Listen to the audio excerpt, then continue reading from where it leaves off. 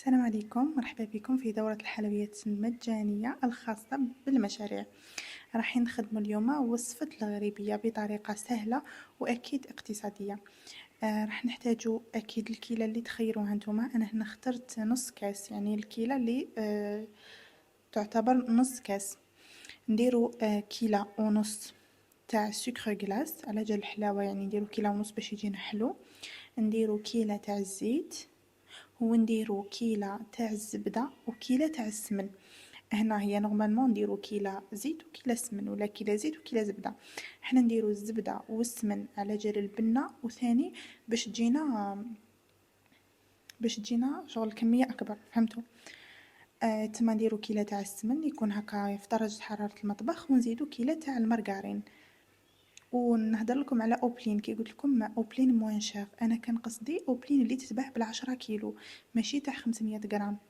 نورمالمون تاع 10 كيلو هي الموان شير. نديرو كيلة زيت، كيلة سمن، كيلة مرقارين، كيلة ونص تاع سكر غلاس، رشة تاع القرفة، لافاني، ونزيدو رشة تاع الملح. هكا ونخلطو كل شيء بالباتور حتى يولي قوامهم متجانس وكريمي. نخلطوهم كامل مع بعض. من بعد نروحو نضيفو المكونات الجافة.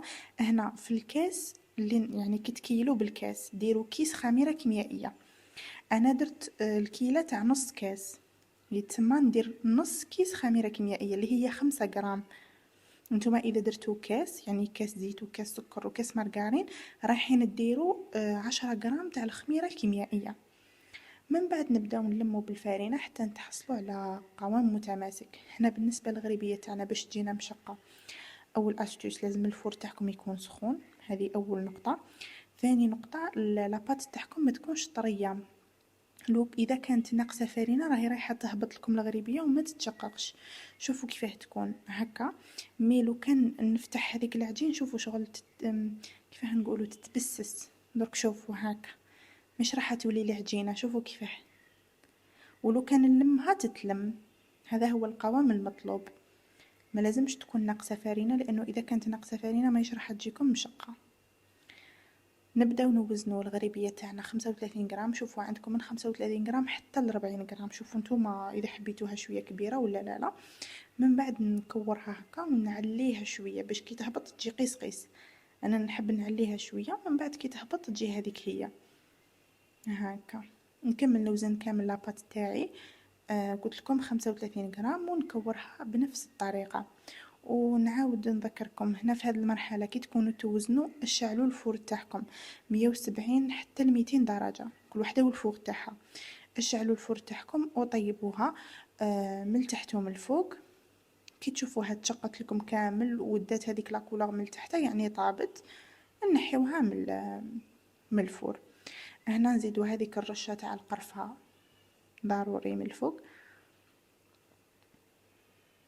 هكا. نرشوا لها كامل القرفة وندخلوها الطيب. بعد ما تطيب نجبدوها ونخليوها حتى تبرد باش نقدروا نأمباليوها.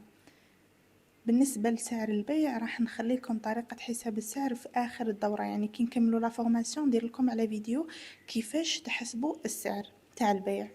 شوفوا هنا الغريبية تاعي بعد ما طابت جات حميمة الله الله من الفوق ومن التحت ومشقة كما راكم تشوفوا. هذه هي الوصفة تاعنا لنهار اليوم، ان شاء الله تكون عجبتكم وتكونوا استفدتوا منها.